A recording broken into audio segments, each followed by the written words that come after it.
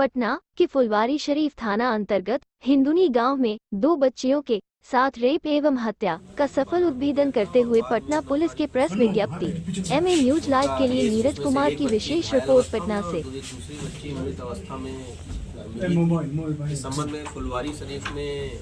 FIR अंकित करके ASP फुलवारी के नेतृत्व में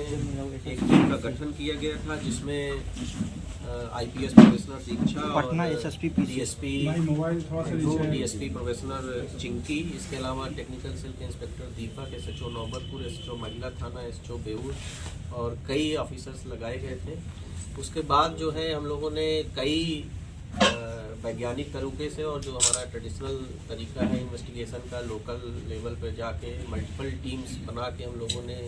वहाँ की स्थानीय जो छोटी बच्चियाँ थीं, जो महिलाएं थीं, उन लोगों से बात की और उसके बाद जो है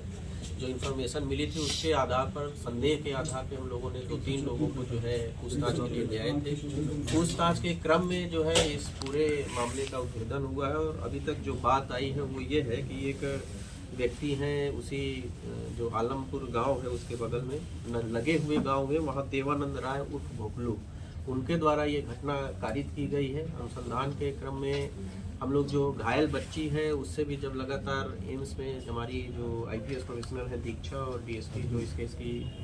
चीफ IO हैं अन्नू, ये पूछताछ कर रही थी, तो बच्ची भी बार बार एक ही व्यक्ति की बात बता रही थी। हालांकि उसने 2 महिलाओं की बात की, लेकिन हम लोग को शुरू से ये संदेह लग रहा था कि महिलाओं की इसमें भूमिका नहीं होगी। तो बाद में अनुसंधान में यही बात आया कि इस एक व्यक्ति द्वारा ही ये घटना कारित की गई है। घटना का जो विवरण है वो ये है कि दोनों बच्चियां जो हैं वो जो गोबर से बना जो है उपला होता है, गोईठा जिसको लोकल लैंग्वेज में बोलते हैं, उसको लेने के लिए घर से निकली थी और ये व्यक्ति जो अभियुक्त हैं जिनको गिरफ्तार किया गया है, इनके घर के पास गई थी, इनसे पूछा तो इन्होंने दोनों बच्चियों को ये बताया कि घर में गोईठा नहीं है, खेत में है आगे। ऐसे इस तरह से बहला फुसला के उसको लेकर गए। पहले जो है गांव के बाग बगल में ही कोई एक बाग टाइप है, वहाँ लेकर गए। वहाँ पर लेकिन फिर एक महिला आती हुई दिखी, तो फिर वहाँ से आगे बढ़ के गाँव के बगल में ही नहर है, वहाँ लेकर गए। वहाँ फिर दूसरी एक महिला आती हुई दिखी, तो फिर उसको जो है जो तीसरा घटना स्थल है वहाँ लेकर गए। क्योंकि उस दिन काफ़ी कोहरा था, हम लोगों ने जो 1-2 CCTV फुटेज देखा है उसमें भी काफ़ी कोहरा है, जिसकी वजह से कहीं कुछ स्पष्ट दिखाई नहीं दे रहा है, इसलिए किसी ने इनको घटना करते हुए नहीं देखा। और इसके बाद जो है उसी घटना पर इनके जो मृत बच्ची है उसके साथ जो है फोर्सफुली जो है रेप किया गया और जो दूसरी इंजर्ड बच्ची है उसके साथ भी करने का प्रयास किया गया और बाद में जो है जो घायल बच्ची थी, जो मृत बच्ची थी, उसको वहीं बगल में ही जो निर्माण कार्य से कुछ सीमेंट के टूटे हुए ब्लॉक्स थे उससे उसके सर में, दोनों बच्चियों के सर में मारा गया, जिसमें से एक बच्ची की मृत्यु हो गई और दूसरी बच्ची को भी मृत जानकर ही इनके द्वारा वहां छोड़ा गया था। उसके बाद गिरफ्तारी के बाद जो है हम लोगों ने अभियुक्त की निशानदेही पर जिस पत्थर से बच्ची को मारा गया था उस पत्थर को भी बरामद कर लिया है कल रात में और उस पत्थर पर भी काफ़ी खून लगा हुआ पाया गया है, जिसको हम लोग जब्त करके फर्दर FSL जांच के लिए भेज रहे हैं। इसमें पूछताछ के क्रम में ये भी बात आई, जब हम लोग कल इनसे पूछताछ कर रहे थे तो इन्होंने पुलिस को जो है बहकाने की भी कोशिश की, 2 व्यक्तियों का नाम बताया, लेकिन आगे अनुसंधान के क्रम में उसमें एक और महत्वपूर्ण बात प्रकाश में आई कि जिस व्यक्ति का ये नाम बता रहे थे, जो बता रहे थे कि इनके साथ घटना में शामिल है,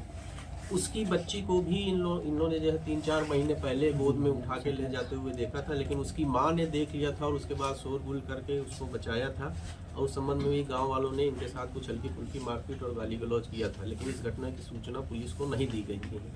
उसी के परिवार से जुड़ा एक और व्यक्ति का नाम इनके द्वारा बताया गया था, लेकिन बाद में अनुसंधान के क्रम में ये पता चला कि उस व्यक्ति की माँ को एक घटना हुई थी फुलवारी शरीफ में 19 अप्रैल को, जिसमें फुलवारी शरीफ में केस नंबर 590-23 है अंकित है, जिसमें एक 72 साल की महिला को वो अपने घर के दलान में सोई हुई थी, वहाँ से घर से खींच के जो है उसको ले जाया गया था और उसके बाद उसका शव जो है मिला था। उसमें भी उसके सर पे पत्थर से मार के या किसी मजबूत चीज़ से मार के उसकी हत्या कर दी गई थी। पूछताछ के क्रम में अभियुक्त ने उस घटना में भी अपनी संलिप्तता अकेले ही करने के बाद बताया। उस घटना में भी हम लोग को काफ़ी आश्चर्य होता क्योंकि 3 अलग अलग जगह ब्लड पाए गए थे। हम लोग उससे पूरी घटना को समझ नहीं पा रहे थे कैसे 3 अलग अलग जगह ब्लड पाए, लेकिन अभियुक्त ने पूछताछ में जब पूरी बात बताई तो उस महिला को ये जो है पहले उसको जो है प्लास्टिक के पाइप से मारा, जब वो अर्धचेतन अवस्था में हो गई तो उसको बगल के बाग में ले जाके उसके साथ भी इनके द्वारा रेप किया गया था। लेकिन हालांकि पोस्टमार्टम रिपोर्ट में इस बात की कोई उल्लेख नहीं है, इसकी पुष्टि नहीं हो पाई है, लेकिन पूछताछ के क्रम में इन्होंने इस चीज़ को एक्सेप्ट किया और फिर पुनः जो है उसको ला के वापस अपनी जगह रखने का प्रयास किया गया था खींच के, इसीलिए वो 3 जगह ब्लड मिला था। और जो हम लोग पोस्टमार्टम रिपोर्ट देख रहे हैं तो उस पोस्टमार्टम रिपोर्ट में भी महिला के जो पिछला शरीर का हिस्सा है उसमें काफ़ी जगह इस तरह के इंजरीज पाए गए हैं, जो इस बात की पुष्टि करते हैं कि उसको काफ़ी जो है ज़मीन से पीठ के बल खींचा गया था। तो उस घटना में भी इन्होंने अपनी संलिप्तता स्वीकार की है। उस घटना को भी हम लोग अब फिर से जो है उसमें इन्वेस्टिगेशन जो हमारा रुका हुआ था उसको फिर से आगे बढ़ा रहे हैं। इस प्रकार जो पटना पुलिस ने इस घटना का पूरी तरह से उद्भेदन कर लिया। जो पीड़ित बच्ची है उसका भी स्टेटमेंट हम लोगों ने लिया, पूरी तरह से स्वस्थ हो जाएगी तो फिर पुलिस स्टेटमेंट लेकर 164 का स्टेटमेंट कराया जाएगा। और आगे जो अनुसंधान है, जो सबसे महत्वपूर्ण बात है इस केस में कि पूरा इस केस का जो इन्वेस्टिगेशन हुआ है वो इसमें जो एविडेंस हम लोग कलेक्ट किए अभी तक घटना स्थल से और एम्स से जो हमको डॉक्टर्स ने दिया है, तो हम लोग इस बात के लिए पूरी तरह से आश्वस्त हैं कि साइंटिफिक एविडेंस के बल पर हम लोग शीघ्र ही इस घटना में जो दोषी हैं उसको सजा दिला पाएंगे। सर एक्यूज का बैकग्राउंड क्या है, क्या कोई क्रिमिनल बैकग्राउंड? एक्यूज का क्रिमिनल बैकग्राउंड है सच नहीं है, लेकिन अभी पूछताछ के क्रम में इसी ने हमको बताया कि जो 3-4 वर्ष पूर्व बैल चोरी के मामले में ये एक बार जेल जा चुके हैं अब, लेकिन हम लोग उसको फर्दर जो है अपने रिकॉर्ड से वेरीफाई कर रहे हैं। क्या दोनों बच्चियों के दूसरी बच्ची के साथ भी रेप का हुआ है कि जो डॉक्टर ने जो हम लोग को दिया है इंजरी रिपोर्ट दी है उसमें जो उन्होंने कहा है कि संभावना से इनकार नहीं किया जा सकता। इसके अलावा उन्होंने कई तरह के हम लोग को सीजर दिए हैं जिसको फर्दर हम लोग एफएसएल जांच के लिए भेज रहे हैं और उसके बाद एफएसएल जांच से जो चीज़ें